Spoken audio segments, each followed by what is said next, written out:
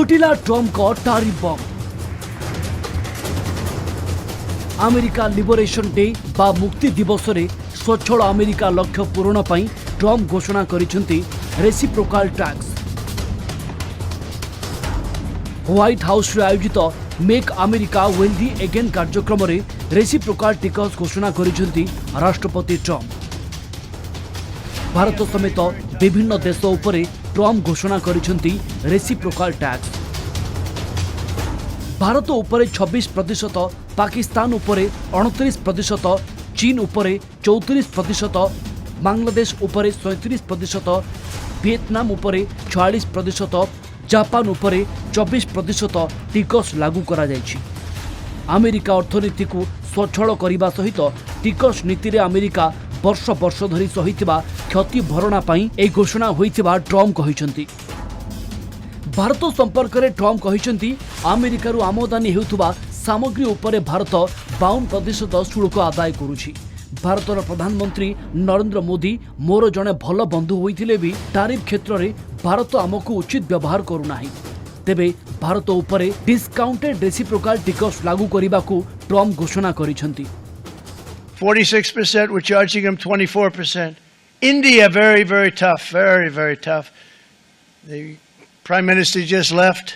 He's a great friend of mine, but I said, you're a friend of mine, but you're not treating us right. They charge us 52%. You have to understand, we charge them almost nothing for years and years and decades. And it was only 7 years ago when I came in, we started with China and charged them. We took in hundreds of billions of dollars from China in tariffs, and they understood, honestly.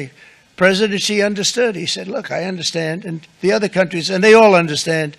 We're going to have to go through a little tough love maybe, but they all understand. They're ripping us off, and they understood it.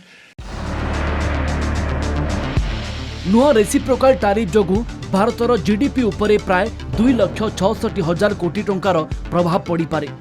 Electronics, IT, textile आदि क्षेत्र प्रभावित होई पारे। 2024 मसीहारे Bharat electronics सामग्रीर 32% रप्तानी America को करिथिला। तेणु ए क्षेत्र प्रभावित होई पारे। गत वर्ष तुलन में चलित वर्ष भारतीय टेक्सटाइल शिल्प मध्य प्रभावित होई पारे।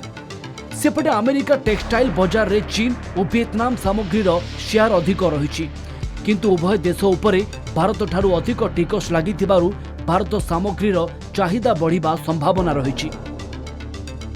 भारतरू 57% पॉलिश डायमंड अमेरिका को रप्तानी हुई।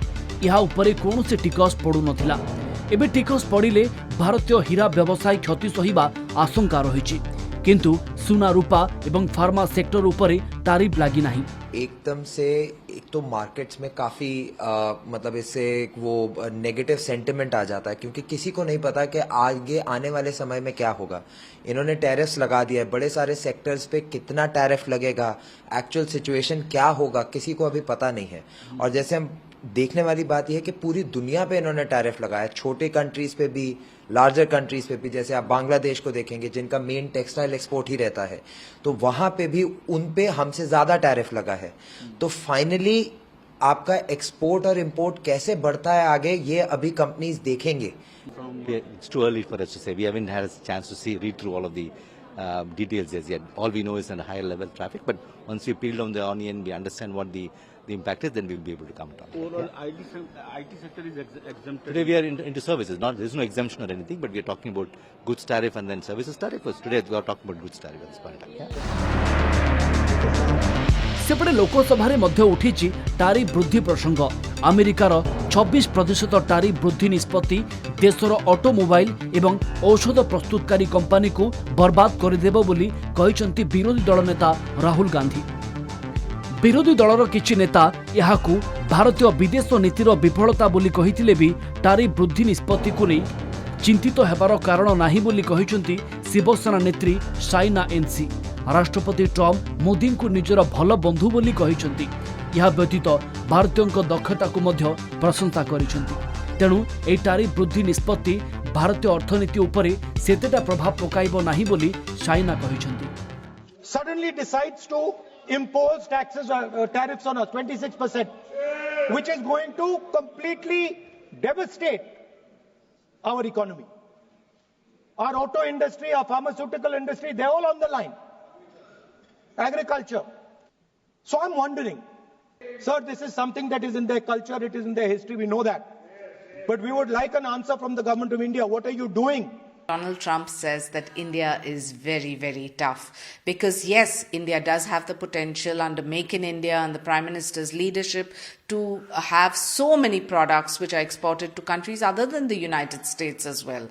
And when he says that Modi ji is his friend, it makes us as Indians feel proud. Tariffs will come and go, but India's potential nobody can overlook.